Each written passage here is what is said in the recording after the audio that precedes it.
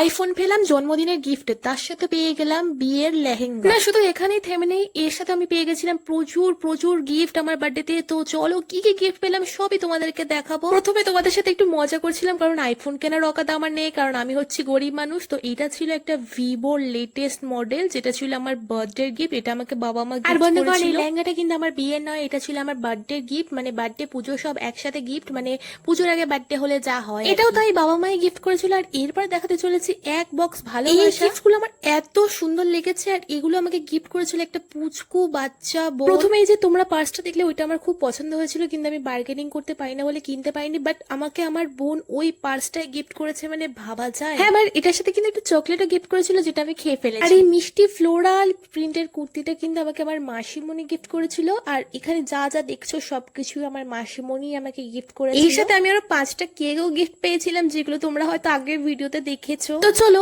এবার তোমাদেরকে দেখাই আমার বেস্ট ফ্রেন্ড ভদ্র মহিলা আমাকে কি গিফট করেছে। এই চকলেটটা আর এই ম্যাক্সিটা আমাকেও গিফট করেছিল। এর সাথে যদিও আরো অনেক কিছু ছিল, কিন্তু সেগুলো আমাদের মধ্যেই থাকে। আচ্ছা, এবার এই এক বক্স নাড়ু আর মিষ্টি, এগুলো ছিল গণেশ পুজোর প্রসাদ, যেগুলো আমাকে সোহিনী দিয়েছিল। আর ওই চকলেট গুলোও আমাকে দিয়েছিল, আর তার সাথে দিয়েছিল এই সুন্দর কফি মগটা, যেটা আমার অনেক অনেক পছন্দ হয়েছিল। থ্যাংক ইউ সবাইকে।